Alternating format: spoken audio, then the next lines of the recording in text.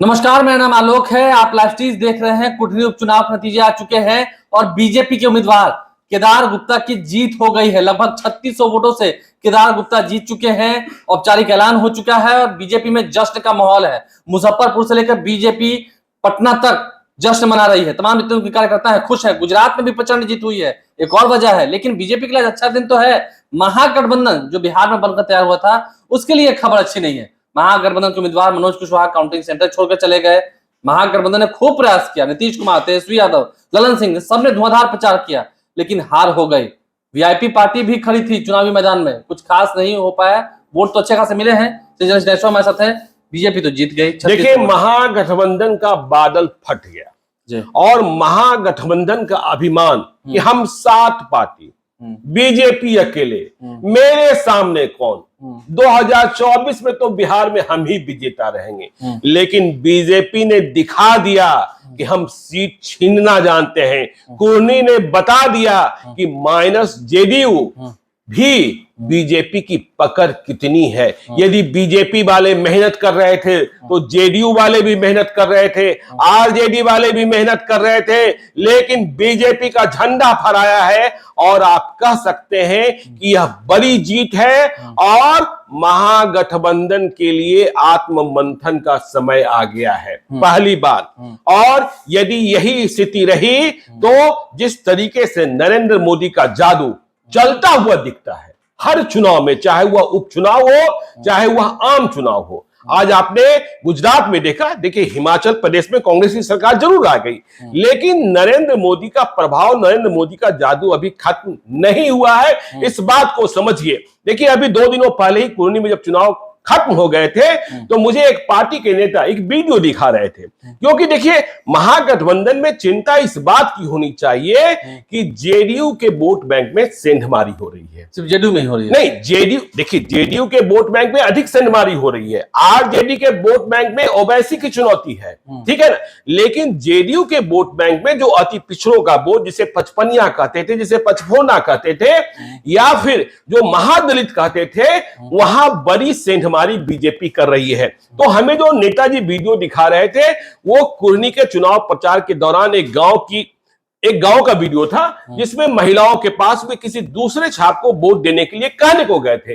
लेकिन वहां महिला पूछ रही थी, क्या यह जो छाप है पीएम मोदी का छाप है? तो पीएम मोदी, इसलिए यह बंधन की जरूरत है। 2024 सामने है और 2024 के चुनाव की रणभेरी, मतलब तैयारी की रणभेरी सभी पार्टियों में बच चुकी है। इस बात को आपको समझना होगा कि कैसे जेडीयू के वोट बैंक में, देखिए हमने मोकामा में भी सेंधमारी देखी। और देखिए, एक बात और समझिए, इस बात को समझना आवश्यक है कि कुर्नी में जो बादल फटा है महागठबंधन के भीतर, उसके पीछे एक वजह यह भी है कि जेडीयू ने उम्मीदवार तय करते वक्त स्थानीय स्तर पर क्या हालात हैं उसकी जानकारी को ठीक से संकलित नहीं किया। लोकल इफेक्ट्स को नहीं देखा। हाँ, लोकल इनपुट्स को नहीं देखा, क्योंकि हमने ये देखा पूरे चुनाव प्रचार के दौरान कि कुर्नी के मतदाता मान रहे थे कि मनोज कुशवाहा को उम्मीदवार बनाकर थोप दिया गया है।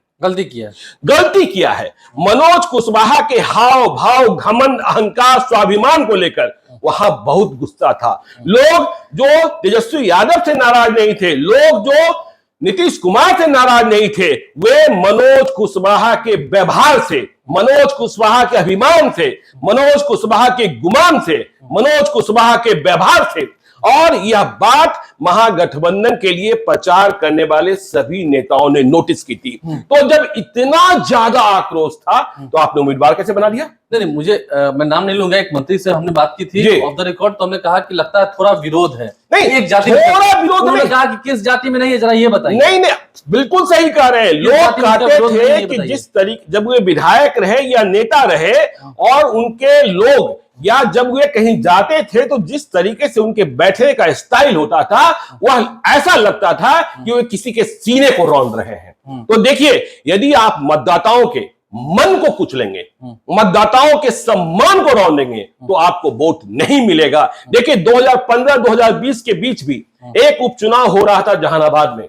अभिराम शर्मा जेडीयू के प्रत्याशी बनाए गए थे और वहां भूमियारों ने अभिराम शर्मा को वोट न देकर सुदय यादव को वोट दे दिया था। क्यों दे दिया था? क्योंकि अभिराम शर्मा का भी वही भाव स्वभाव था जैसा भाव स्वभाव यहां मनोज कुशवाहा का था। वे जब लोग मिलने जाते थे तो कहते थे कि आपके वोट से थोड़े ना चुनाव जीते हैं।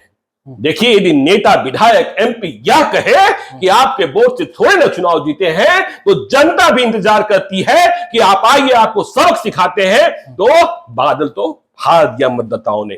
देखिए, यादवों को मनाना मुश्किल हो रहा था। यादव तेजस्वी यादव के कहने पर वोट दे रहे थे। और छोड़िए मनोज कुशवाहा की जाति के, कुशवाहा जाति के, देखिए 2020 में 1000 से कम मतों से आरजेडी की जीत हुई थी, 750 वोट। हाँ, लेकिन इस बार जब महागठबंधन था, नीतीश कुमार भी साथ थे, उपेंद्र कुशवाहा भी साथ थे, 2020 में करीब 10,000 मत कुशवाहा मत आरएसपी को आ गया था। इस बार क्या हुआ? कहां चला गया? कुशवाहा भी वोट देने के लिए तैयार नहीं थे। तो ये मुश्किल तो है। और अब देखिए, इस बात को भी समझिए कि कुर्नी की हार जो है महागठबंधन के भीतर विवाद का विषय बनेगा। क्योंकि कुर्नी में क्या हुआ?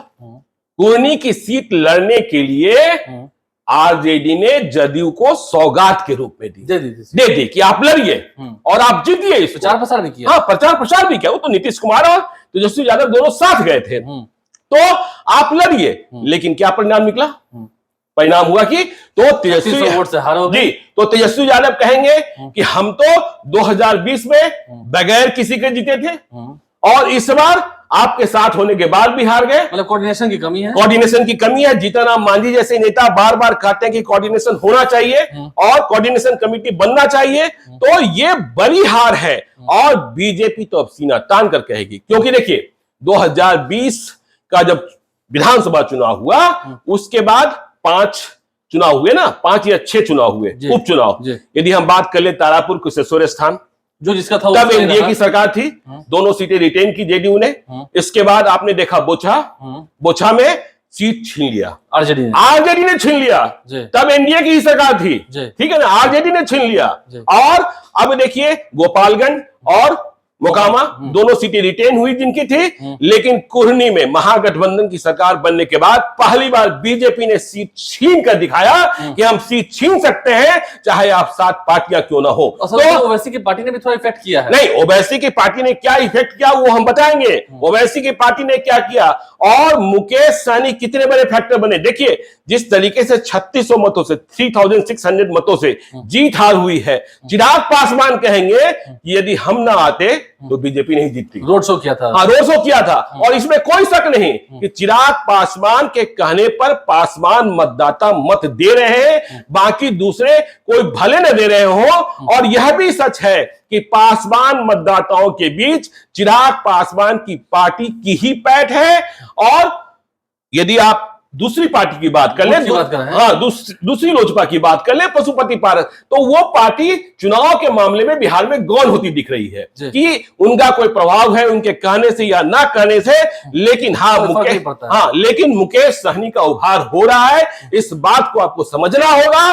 और कुर्नी में महागठबंधन की हार बादल फटने जैसा है और मनोज कुशवाहा का अभिमान और अहंकार नीतीश कुमार और तेजस्वी को ले डूबा है और बीजेपी का जीत का परचम फहरा गया, इज्जत को मट्टी पलीत कर दिया। जी, देखना होगा। देखिए, मनोज कुशवाहा की हार तो हो गई, महागठबंधन की हार हो गई, बीजेपी की जीत हुई है और ये एक बड़ी जीत है। 3600 वोटों से जीत हुई है। कांटे की टक्कर थी, लेकिन हाँ, जीत हो गई बीजेपी की। और बीजेपी तो खुलकर कहेगी। सुशील मोदी कह रहे हैं, खुलकर कह रहे हैं, शहनवाज हुसैन कह रहे हैं, कल ही दावा किया था, साथ में सभी कहेंगे, सभी कहेंगे। सुशील मोदी ने तो इस्तीफे की मांग कर दी। देखिए, मैं कह रहा हूं ना कि जेडीयू ने उम्मीदवार तय करते वक्त वहां के हालात और उम्मीदवार जिन्हें बना रहे हैं उनके प्रति नजरिया के बारे में ठीक से जानकारी नहीं प्राप्त की और इसका परिणाम हुआ कि समीकरण, गणित उनके फिट बैठते हुए भी चुनाव में हार हो गई। तो इस वीडियो में आपने समझा है क्यों महागठबंधन की हार हुई, कैसे बीजेपी जीत गई और परिणाम आपके सामने है। बीजेपी की जीत हुई है, जश्न का माहौल है। हमारे चैनल को सब्सक्राइब कर लें। आगे आत्ममंथन करके जेडीयू और आरजेडी महागठबंधन क्या इसका हल निकालती है देखना होगा। हमारे चैनल को सब्सक्राइब कर लें, साथ साथ फेसबुक पेज भी लाइक करें। धन्यवाद।